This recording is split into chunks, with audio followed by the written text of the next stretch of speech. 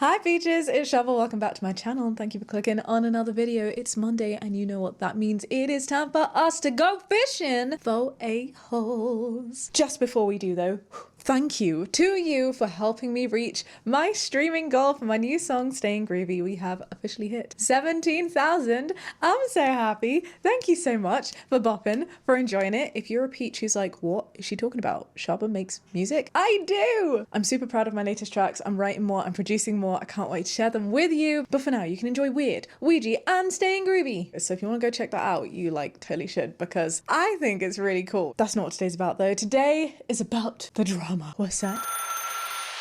You're through to 1-800-DRAMA, the show where you share your biggest dilemmas and I help you navigate them. I'm Shaaba, and with your help, and sometimes mine, let's help people figure out if they are the drama, because sometimes you just need an outside perspective and we can all expand our own mindsets along the way. Are you ready to dive deep into the a-holes? Let's go. Am I the drama for not letting my caterer take pictures of her work for social media? See, as a creator, you'd think I'd have a bias, and a bias that's like, yes, allow them to take their work for social media. But the reality is, I'm very private. It sounds so silly. Is it a juxtaposition? Is it sort of like a curse and being jaded because of how much being online affects? I don't know. But I totally respect somebody's want for privacy, especially I'm assuming the catering's in a house or a private environment. So my gut's telling me no drama, but let's see if we can help OP out. I recently hosted a milestone birthday at my home and had a local caterer create a grazing table spread for the celebration. I love a good grazing table spread. At first when I saw them, I was just like, excuse me, you're just having a giant worktop with food. Where are the plates? Where are the boundaries? This is so dirty, but it's so much fun and it's so pretty and it's so cute. I'm all up for a good grazing table. Okay, after she set it up, says OP, I noticed that she was taking photos of the spread. Whilst I understand why she wants to promote her work on social media, I didn't feel comfortable with her photos. Not only was my home pretty visible in the photos, but as part of the table decorations, my husband had set up lots of family photos that were visible between all of the dishes. Due to the layout of the decorations, there was no way the photos could be avoided in any pictures. I understand this. I do, especially if you're saying family photos, if there's photos of kids, if there's photos of non-consenting people, I get it. Do we therefore need to say no photos, or do we say, okay, you can take the photos, but please don't add any of these personal details? Could you blur them? There are so many tools that are so accessible that can do that so quickly. You don't even have to pay for them. A little blur to protect people's privacy, and not just privacy, but also the safety, especially of kids. When something's on the internet, it's on the internet forever. There is a footprint, no matter how much you try to get rid of it, no matter how much you're like, oh, it's only for me, for my socials, for my business marketing. That's not what other people are thinking, babe. So I do get this concern, especially with family photos. OP continues, I kindly asked her not to take photos, and to her credit, she did stop. Okay, cool. I thought you were going to say that, she didn't serve you food.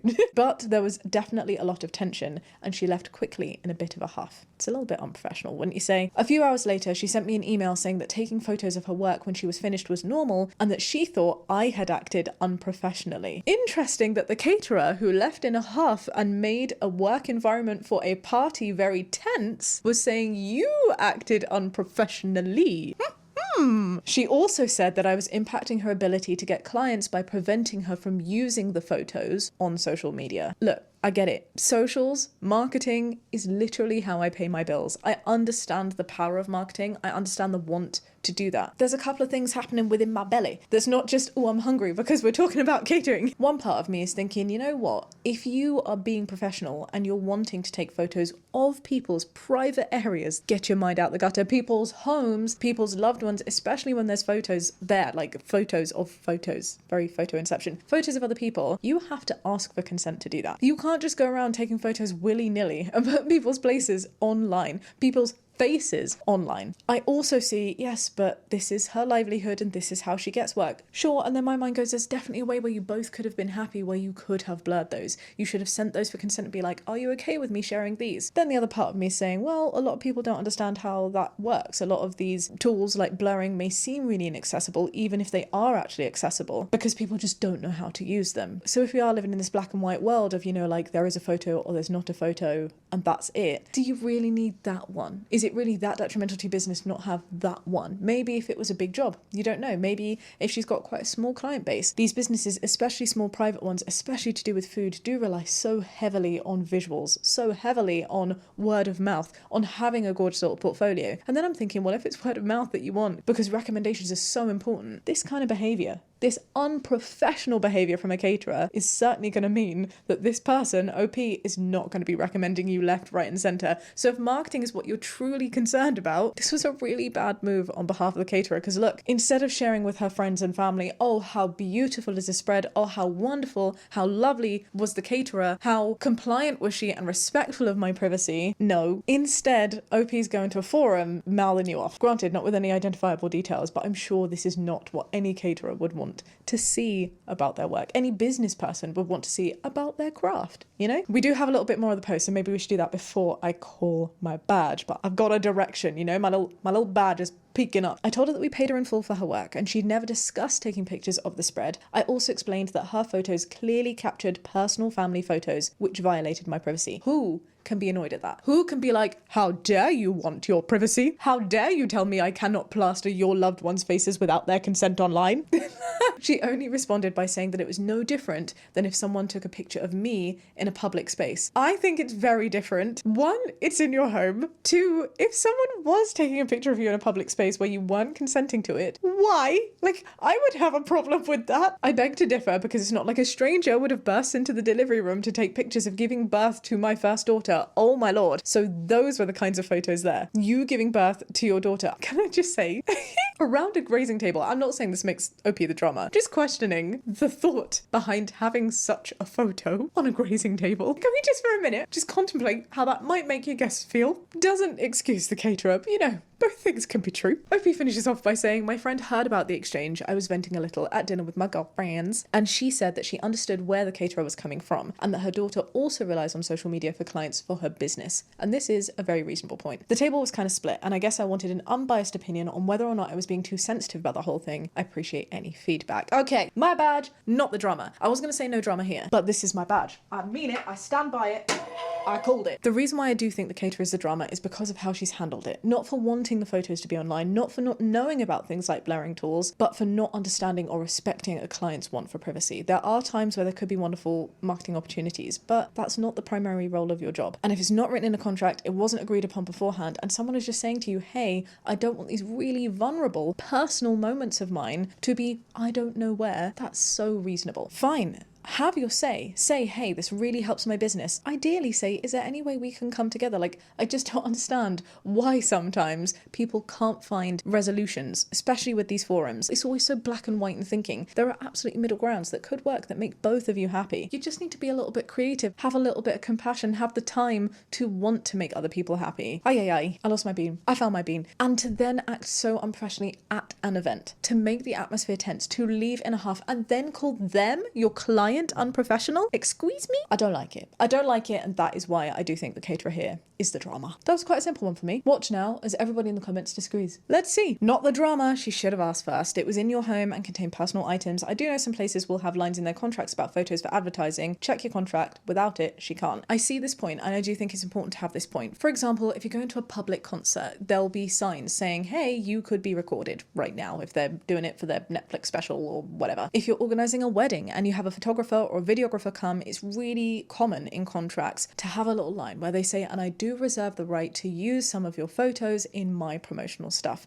and you can't sue me because this is what we agreed and this is how I make my living. I get it. But I do think the fundamental difference there is that those photos are meant to be shared. A public concert is not for yours to curtail. It's something that people want the whole world to know about. A wedding as well, often places where you're going to be sharing your own photos. An event in your home where you've got those personal photos up, it sounds like maybe this wasn't for other people to share. This was for the people there on the day. So regardless as to whether there was a rule in place on the contract or not, I would hope that a business would have common decency to respect someone's personal boundaries if you've invited them into your home to carry out a service. Someone else said, this was my first thought. We had a vendor set up something special for our daughter's birthday. She asked before taking photos of the setup and asked if I'd be okay if she posted the pictures. There were no kids in the setup photos. I was fine with it, but I appreciated her asking asking her first. This is a good brownie badge. I wonder if there are brownies on the table.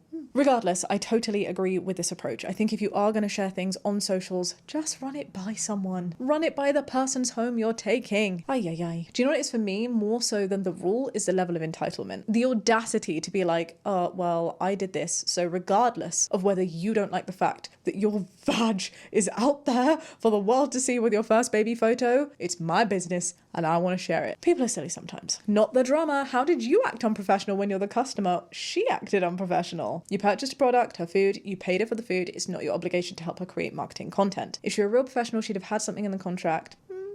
I don't think that's necessary. Again, I don't think it's about the contract. I just think it's about common decency. That way, if you express your discomfort prior, she could have taken photos of the food before she got there or been a bit creative. Instead, she screwed herself by not asking permission and not giving herself time to figure out alternative ways to create marketing content. Or, as I'm saying now, have your little photos and blur them. Also, taking a picture of you in public is far different than including pictures of your home and pictures of your family. Your friend's the drama too for not having common sense. I can understand where the friend's coming from, especially if she knows someone and can appreciate through that experience just how hard it is to market yourself. Being self-employed, running your own business, bloody marketing is hard. It's icky. And regardless of what you're doing, you know, whether for me, it's music, for this person, it's food, when that's your passion, it's so tricky. It's so disheartening and often demoralizing when you realize that that thing that you love to do, the reason that you set up in the first place, is probably about 20% of what you get to do. Because alongside this craft and this passion, this thing that you really, really want, the reason that you set this up in the first place, you now also have to be an accountant,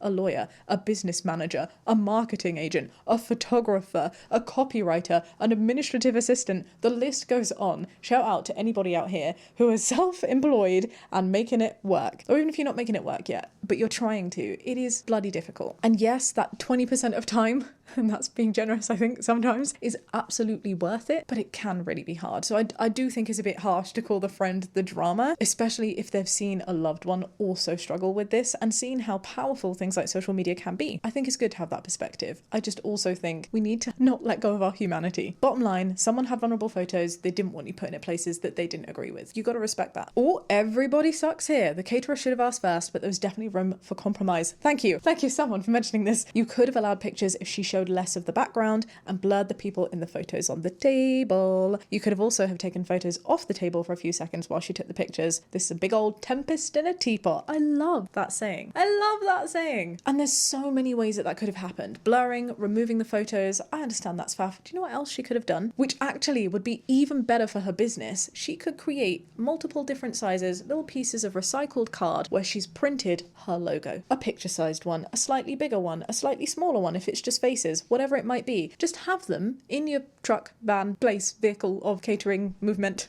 And when you have spreads like this, lay them around. Lay them on top of people's personal decorations. That way, you're protecting privacy and extra reinforcing the branding of your business. There are multiple creative ways that this could have worked that would have made everybody happy. And it absolutely didn't have to end crappy. The caterer didn't have to send some shitty little email being all annoyed and be like, well, if I took a photo of you in public, like, what? And then calling you unprofessional? No, you're having a laugh. Silly.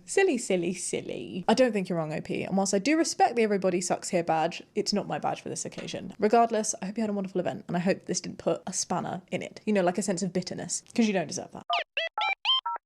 Am I the drama for letting my mum stay with me, even though it made my girlfriend uncomfortable? And this is something I've not seen before. We have a little context tag. Indian context. Initially I was like, I don't know how I feel about this. Is that a bit weird? But no, I don't think it is bizarre. I think it sets the tone. I think it highlights that culturally there are huge differences in how these things are approached. And I'm intrigued. Let's see if we can help OP out. OP is a 25-year-old man and says, I've been in a long distance relationship with my 24-year-old girlfriend for over a year. We've met and spent about 4 months together. Okay, so let me get this straight. You were together for a year long distance and now you're together for 4 years. Is that right? Maybe you met a year ago and you've been 8 months long distance and then 4 months together. We're working on one of those assumptions. She comes from an abusive household. Her parents are separated and she had a difficult and abusive relationship with her mother. I'm really sorry to hear that. To support her, I invited her to come and live with me. We live in India, where live-in relationships are still taboo, especially in the eyes of family and society. but we agreed to go forward anyway because she needed a safe and supportive environment. That is very kind of you. That is very kind of your family. Coming from a South Asian background myself, it's very based on reputation. It can be. Obviously, every family functions differently, and there's a reason that some stereotypes exist, and it's because quite often they are very common. Within South Asian culture, I have first-hand experienced as well as second-hand experience through a lot of my loved ones how much reputation is often prioritized above the well-being of the people you love, which is so balmy to me. It doesn't make sense, but it's very kind of you. But I have faith in new generations pushing to break those like trauma cycles and those super unnecessary, very high pressure reputation things, which is just about image and ultimately about control through fear. It is what it is. And hopefully it will not. I hope that made sense. Anyway, before she moved in, says OP, I informed her that my mum, who herself has suffered through a long and abusive marriage, will need to stay with me until I am married to escape her own toxic home situation. Interesting. So you, 25-year-old man, of course, because you're not married, are allowed to live independently from your family. You've left your family home, you live by yourself, and now you have both your mum with you and your girlfriend. Okay, we mutually agreed that if this happened, we would try to make it work as the three of us living together. So my girlfriend moved in about a month and a half ago. Things went well for the first month, and then about 2 weeks ago, my mother came. I'm so sorry. Let's see where this goes. Now, my mum didn't interfere with our relationship, and there were no major conflicts. There were a few small moments where my mum's behaviour caused my girlfriend discomfort, but I addressed them quickly, and my mum corrected herself right away. She was respectful, and she gave us space. Okay, this is sounding really promising. No, like, I'm nervous, I'm not gonna lie. My tummy's a bit squiffy for you. I'm wondering where it goes wrong. Despite this, says OP, my girlfriend became emotionally uncomfortable. Oh, she said she didn't feel free to express affection or be herself anymore, and she felt that our relationship dynamic has changed. I mean, let's be real. Girlfriend is gonna happen. Sorry, I wasn't using girlfriend as like a colloquial term. It's the labeler for this person in the post. You've been in a relationship with this person for a long time, for an entire month. It's just been the two of you, and now someone new has come in. Someone where the dynamics of power are absolutely notable because she's your boyfriend's mum. Of course your relationship dynamic is going to change. She felt that my behaviour has changed and her needs are not being met because of my love being shared with somebody other than her. I think that sounds really unhealthy. I'm trying to see it from the girlfriend's point of view, and I can, in the sense that you are feeling a need for a healthy, positive relationship connection. You clearly don't have that at home. You're feeling lost. You're feeling overwhelmed. You are just moving in with someone that you don't know for very long. You know, like a year is not a huge amount of time. You've never lived together before, so you don't know how that's going to go. There's a lot of uncertainty. Things are going really well, and you're like, oh, you're my person, and you're there for me. And I'm feeling a sense of trust and a sense of dependency that I've not been able to feel in my previous home. That must feel really nice. I get that. Now this new person's come in, and you're like, I have to share that. I do understand that too, but just because something feels bad doesn't mean that it is bad. There are times where I wish I could have some of my loved ones entirely to myself, like my partner Jamie, who I love very much. But the reality is we can't do that. And people are allowed to love other people and have other people in their lives. And we sometimes have to accept that their love is shared because they're just so wonderful and awesome that lots of people want a piece of them, and that is totally okay. But that right there is the girlfriend's problem, not OP's problem. So to say that your needs are now not being met because your love is being shared, I think is a little bit of a red flag, because you're saying, well, unless your love is entirely and solely focused on me, where I'm going to cut you out from everybody else you know and love, unless you can do that, I'm not happy. That's not all right. That is not okay. I guess there is a world in which her needs aren't being met because you've changed so entirely that you're neglecting her, then that's fine. But then the issue there is not that you're sharing the love, it's the fact that you're sort of pushing it too far one way, or letting your relationship with one person interfere with your relationship with another, which wouldn't be okay. So I feel like we need some examples. Eventually, says OP, my girlfriend gave me an ultimatum. No! You know how I feel about ultimatums. Or maybe you don't, because you're new here, in which case let me clarify for you. I friggin' hate ultimatums. They are the worst things in the world. I don't think that they should exist by any means, and I do think whilst there is a fine hair of a difference, it is a difference that is important. An ultimatum is very different to setting boundaries. You should never provide somebody with an ultimatum. Doing so rids them of their autonomy and means that they are making decisions not for themselves, but for you, which is not beneficial for them, but also not beneficial for you, because really, you don't want someone to be doing something because you've told them to do something, because you've threatened them, because you've manipulated them into that. You want someone to be doing something because they want to do something. And if they don't, then that's not a match. And maybe that's where your relationship shifts a little bit, which is very different to setting a boundary of saying, look, I can't deal with this, so I'm enforcing these boundaries which affect my behavior. It doesn't enforce anything on you. I'm just telling you what I need to do. It respects your autonomy, allows other people to have their autonomy too, and still very clearly lays out what you need from a situation, what needs to change for you to be happy. Boundaries, A-okay. Ultimatums, big no.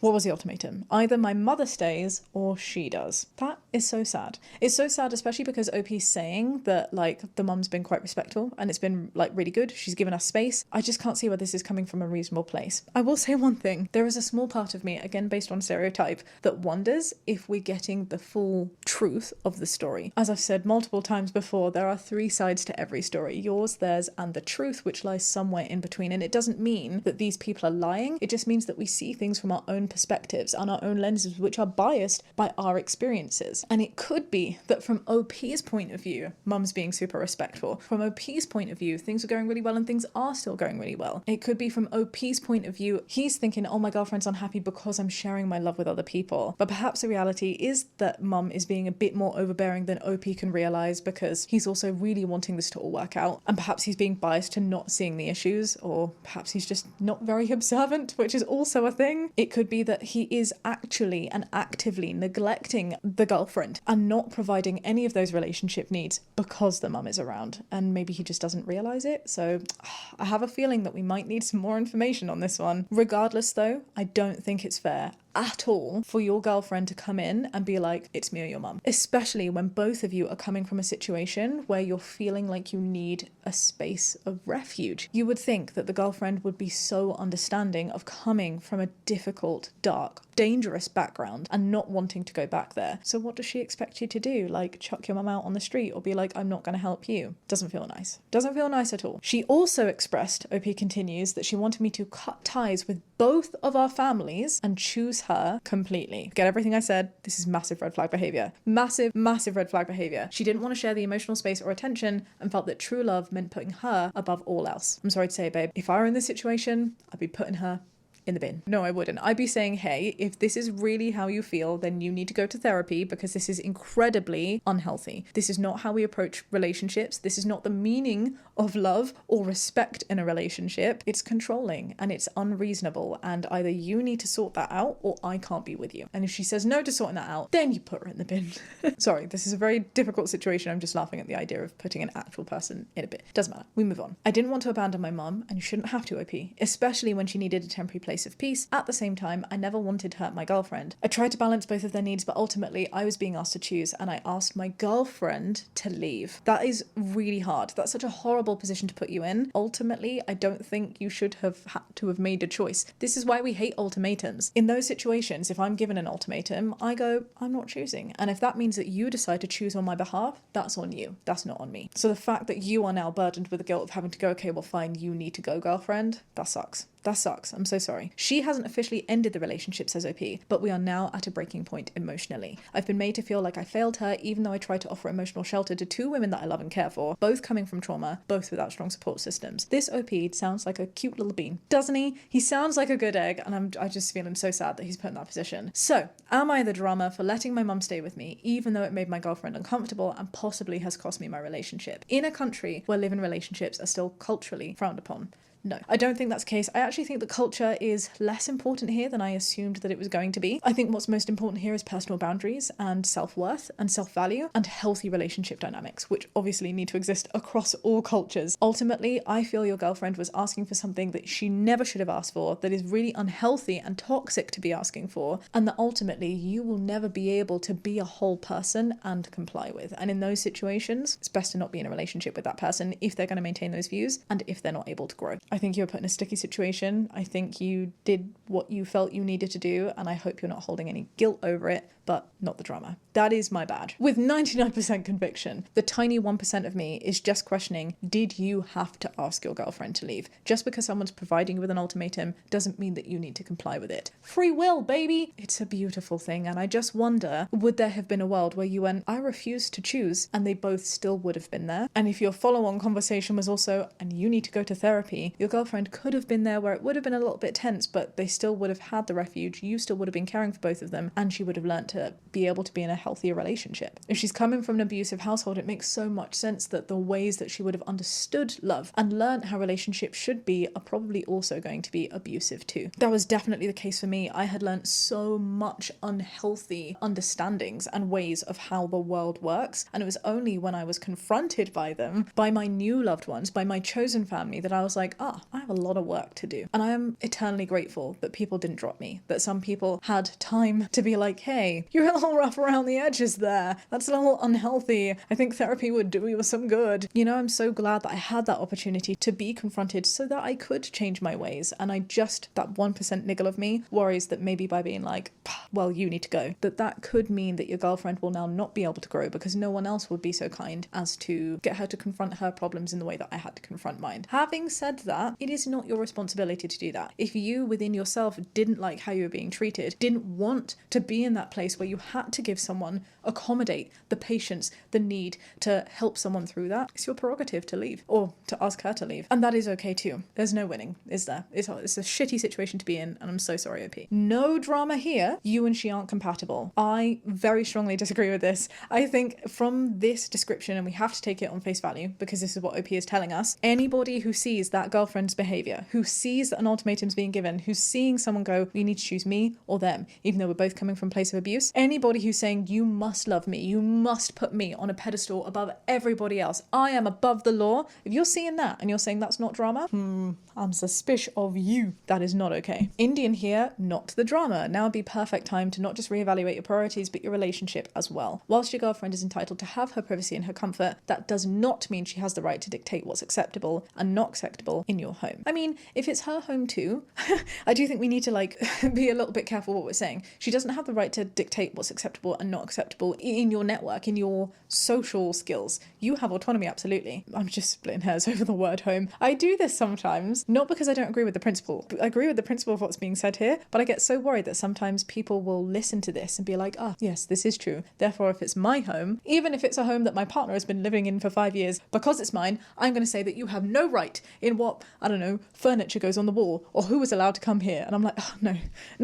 I just get so nervous that other people will take it in so many different directions. Welcome to my brain. She also, continues this commenter, cannot tell you to cut ties with your mum and the rest of family, by the way. It wasn't just mum. It's like, no, you're not allowed to speak to anybody from yours or my family. That's not fine for anybody to put on you just because you had a difficult life. What she wants you to do is preposterous, and she needs to understand and work through the situation like an adult. Also, given the time frames, your mum's been in your life longer than your girlfriend, and your mum is neither trying to take over your life nor is she forcing you to choose. I think that is a real big tell on who there is having a healthy influence and who is really respecting you. So think carefully before you make any long-term decisions. I appreciate that a lot. Your mother sounds like a wonderful mother in person, stepping out of the culture like she does. Your girlfriend, on the other hand, a dot. That ellipsis speaks 1,000 words, wouldn't you say? Oh wait, there was another dot. A dot. You are the drama. Ooh, you admit your mum's behavior has been bad. Some people, especially men, do seem to have a hard time breaking away from mummy. Mum's an adult. She can handle her own problems. Did OP admit that the mum's behavior had been bad? A small few moments causing discomfort. I wish I'd seen them.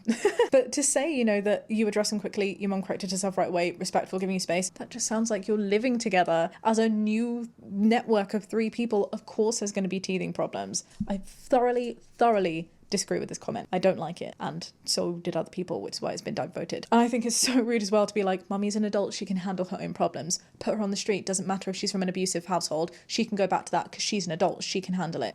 This to me just screams privilege. It screams people not understanding any situations and not having any compassion, like for any second, just thinking, things like age, not actually looking into the situation of a person. Just the rule of age means fine, you're fine, you can deal with it because you're older.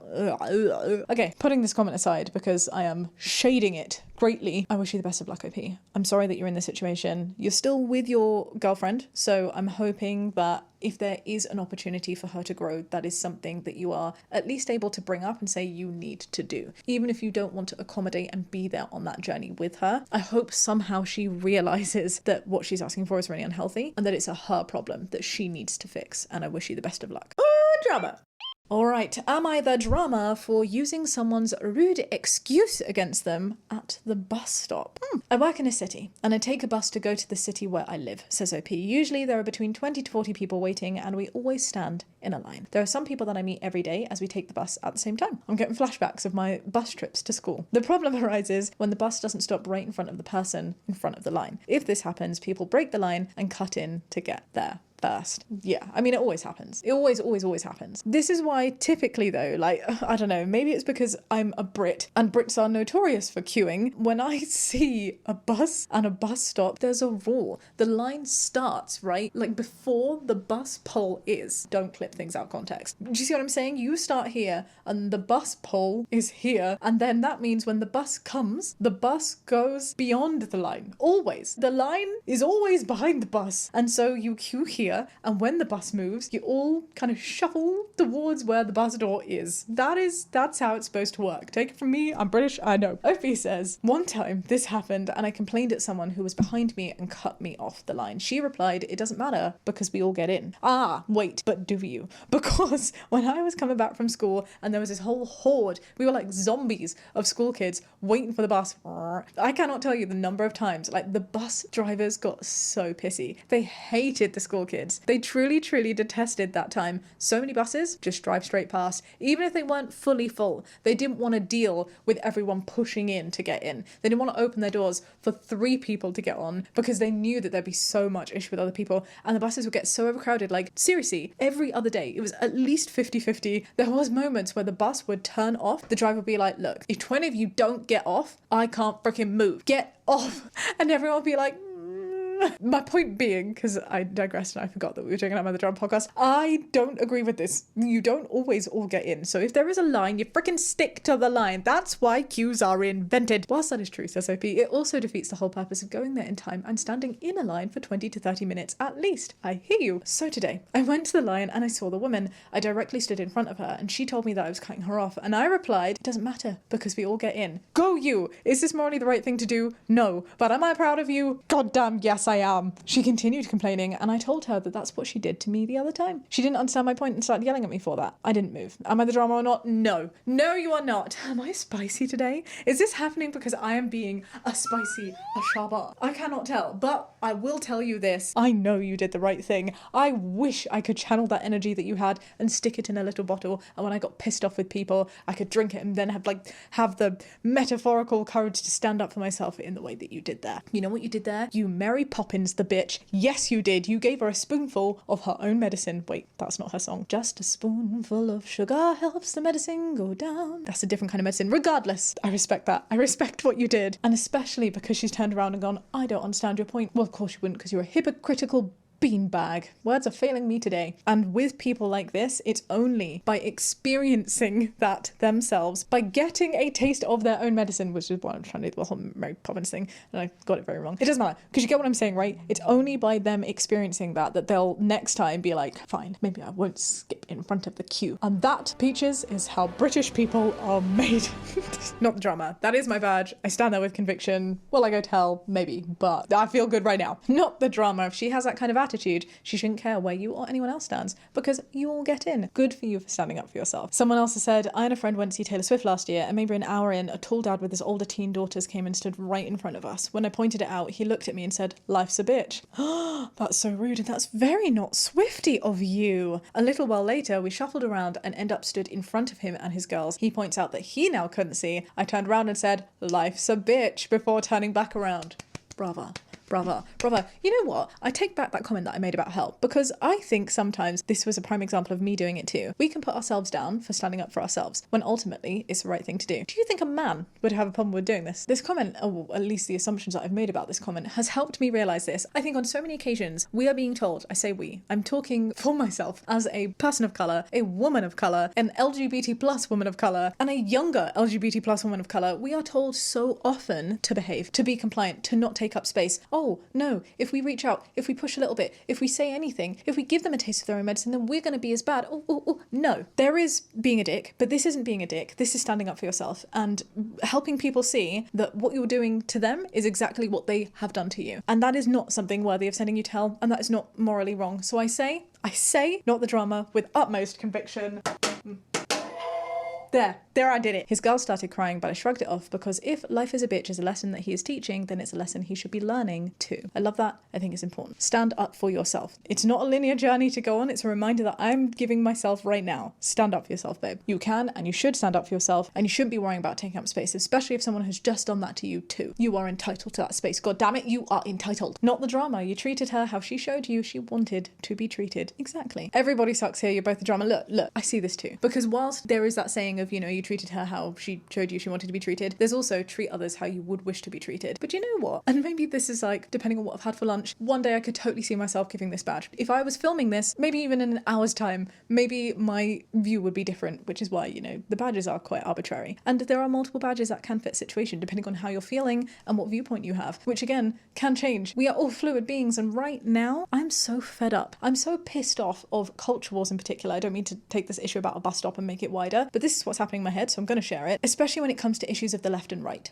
in terms of politics. I feel when it comes to football teams, whatever it might be, when one team is playing dirty, yes, maybe morally, objectively, the quote-unquote good thing to do, the right thing to do, the good witch of the east thing to do, right, is to be like, okay, you are bashing me on the head with the stick, and it really hurts, and I'm going to allow it to happen because I know that bashing you back would be wrong. Like, I know that's playing by the rules, but sometimes when all that's doing is hurting you, you need to pick up that stick and freaking swing it, dude. Do you know what I mean? Like, there is frustration when all you do is be the good person, and what you see is other people not doing that, and therefore they get ahead. So if in this situation, you have the balls to stand up for yourself and be like, no, I'm not going to allow it to happen this time. I'm going to get in front of you. I respect that. Go you, and I wish a lot of our politicians could learn to do the same, because their backbones have gone on a bus and left without them, for sure. No drama here. From the situation you describe, you have to be aggressive. The aggressive people will get a spot on the bus. People who are too timid will be the ones left behind. So I don't think you're the drama, but I also don't think that she was. Don't look for polite manners when space is limited. Ugh. Well, here's the thing. If there is a system, the idea is those systems work. Good rule following works when everybody does it. But when one person's being a dick and it affects you, in this situation, which is quite low stake, this is where I say, be a dick back. Go for it. But ultimately, this is not the right approach to have as a general principle. I really don't think that's fair. What about people who can't be aggressive? Does that mean if you're like a 4-foot person and everybody else in your town is 11-foot people that you therefore should never get on the bus? You're destined to never ever have a bus because it's all about aggression. If you're disabled in any way and not able to move at the same speed or can't be aggressive, if you're a child, if you're a vulnerable person of any kind, does this mean, oh sorry, you just have to deal with the fact that you can never get on the bus because boo-hoo for you could be left behind? No. If everybody followed the rules, everyone, regardless of their level of vulnerability, would get on the bus in the order that they waited, which is why queuing exists. So I very much disagree with this comment. I hate the fact that someone thinks that it's totally logical to say that there was no drama here happening at all, when the reality is there absolutely is drama from both sides, but I'm justifying one and therefore using that to negate it. This is quite worrying that someone would have this mindset. Anyway, let's shake it off and we'll do one more. Would I be the drama? Oh, love a good would I be the drama if I refused to pay for a meat? Is this a veggie or a vegan situation? I feel it. OP says, I'm 24 and a vegetarian, and I have been for over 10 years. A vegetarian, that is, not 24. Next week, I'm going to an event with my stepdad and a friend of his. My stepdad paid for the tickets, the friend paid for the gas, and I pay for the food when we're there. Right, let me just clarify that in my head. 3 of you going to an event. 1 of you pays for gas, 1 of you pays for tickets, 1 of you pays for food.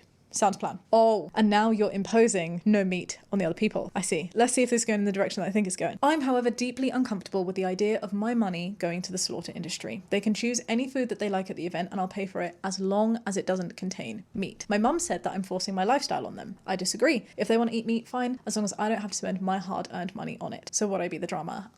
Interesting. Do you know, we've done a number of veggie/vegan situations where people have felt compelled to purchase meat or has purchased meat and then said something, blah, blah, blah, whatever it might be, whatever the nuances are. The non-meat eater has never been the drama. And I think it's ludicrous in many of these situations to call people the drama. This, for the first time, however, I feel does make you the drama. It's a very short post, but this is my badge. And this is why. I totally respect that you don't want to contribute towards this industry. I totally respect that you shouldn't be putting your money towards things that you don't morally agree with. But knowing that this is your boundary, I also would not have accepted paying for the food in the first place. If you know that this is going to cause conflict and you are all pooling your money together, then I do feel that you should make that clear at the beginning and be like, well, look, I don't pay for meat, so if we're all paying for a bit and it all is equaling out to be the same, know that if I'm paying for the food, it's got to be veggie. If you want to have meat, I'll pay for something else instead. Stepdad, you pay the food and I'm going to pay for the fuel. I'm going to pay for the tickets. Like, there is such an easy way where this could have been avoided. Or even simpler yet, to avoid any of these issues, just pay for yourself. Split the fuel 3 ways. Everybody buys their own ticket. Everybody buys their own food. That way no one's feeling like it's a problem. I'm deliberating between 2 badges. The first is you are the drama, because you're imposing something that objectively just didn't need to be imposed. But my second badge, which I think I might be leaning towards more, is no drama here. And I think it's because this is such a short post, I want to understand the outcome of it. And the reason why it could be no drama here for me is because I can also see contexts in which people are like, okay, well, it's not a big deal, so I just won't buy meat. I guess it fully depends on what like the venue and the context is. Your mum's having a problem. Your mum's saying, well, you're forcing your lifestyle on them, but do they have an issue? Have they said, I don't want to be restricted in that way? And there is a world in which I'm just like, dude, can you not just for a day just not eat meat? I'm absolutely being biased by this too, because I just went to the Billie Eilish concert with my sister. We had the most wonderful time. She's obsessed. She's an absolute fan. And it was a really, really wonderful event. And Billie had requested that the venue only serve vegan food. The merch was also super sustainable. They weren't giving out straws, again, at Billie's request. It was very sweet to see, number one, the power that someone can have and like the thought that can go into these things. But also, like, anyone who complained about that, like, dude, it's one night. You're really telling me you can't eat a vegan hot dog, which is actually really freaking nice, for one night? Chips, margarita pizza. This stuff doesn't have meat anyway. I understand autonomy, and I do see a world in which this could have been made so much simpler. Dude, just don't offer. Just don't. And this is why maybe I'm breaking the rules, but I'm going to present both of those badges, and they really do depend on how the people going responded to the situation. That feels a bit funny, doesn't it? Yeah, it's not the right move to make. You can't have a rule where the rule depends on how people react to the rule. No, silly Shaaba. Sorry, I take that back. I have to decide. And therefore, I'm going to go with you are the drama. Because I do think in this situation, you could have chosen not to do that. You could have chosen to pay for anything else. You could have just entirely avoided the situation.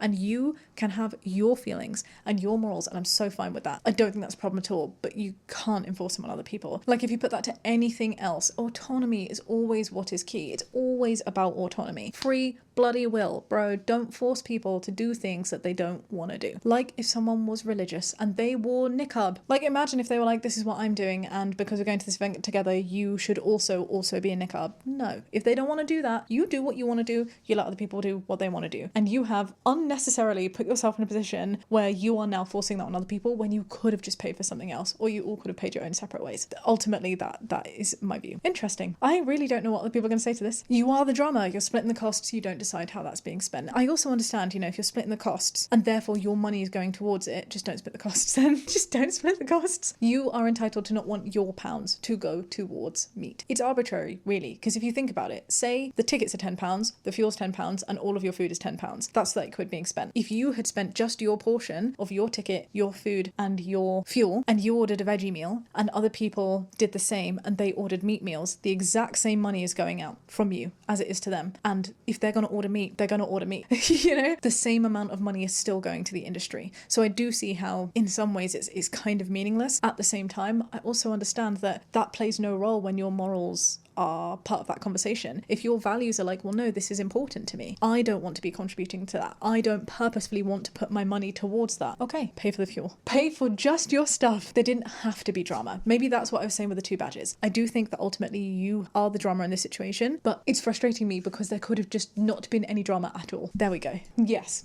that feels right. Sorry, just as a reminder to anybody listening, I work this out in real time. This isn't like prepped in advance, so sometimes it can take me a while to get to my points. I always really appreciate it when I see a little comment of like, I didn't agree with Shaaba, and then she got there.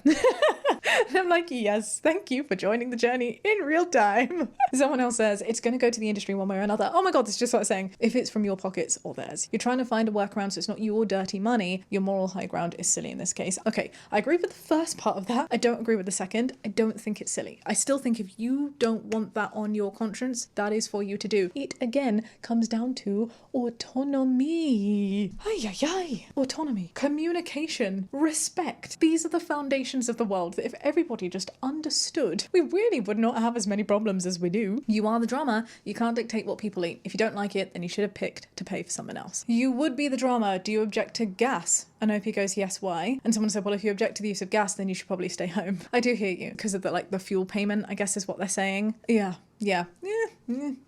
Oh, I don't agree with the reasoning. I agree with the badge. I think I've said enough. You are the drama. Just split the costs. Everyone pay for their own ticket. The gas is split evenly. Everybody buys their own food. Simples. The other way is just odd, and it seems unlikely to be fair. So stop trying to control what other people eat. That kind of BS is what makes carnivores. People are not carnivores. You mean omnivores, but sure. Call those of us with plant-based diets preachy and unreasonable. Oh, sorry, didn't mean to hit you there. And whilst I don't think that's your burden to bear, I also understand where this person is coming from. I don't think that is why you are the drama, but I do think autonomy should reign supreme in this situation. I have a feeling that this one may not be so clear-cut in the comments. If you have a different badge, that is entirely fine. I am not being mad at you for yours. I will not be unkind towards you because we think differently. We all have our own biases. We all have our own positions. So do not be unkind to me or other peaches in the comments. It's the only thing I request. Be kind. Just be kind. Thank you so much, Peaches, for joining me on today's video. I had fun filming this one. I'll be honest with you, it's been a little while since I filmed a video. I missed my filming time last week, and I get really nervous when I haven't done it in a little while, especially when it's so fun with Jamie, and when I'm doing it with Jamie on the weeks where we co-host the podcast. It's nice to share the responsibility and to hear other people's points of views as like an extra little sanity check. I've had a really fun time filming today. Thank you for joining me. If you enjoyed this video, do give it a thumbs up, subscribe if you'd like to see more, and I'll catch you next time with another one. Don't forget to stream my music. If you haven't already, you can totally check it out. Enjoy, be kind, and have a good day. Bye. I think that's my outro. She's chaos today.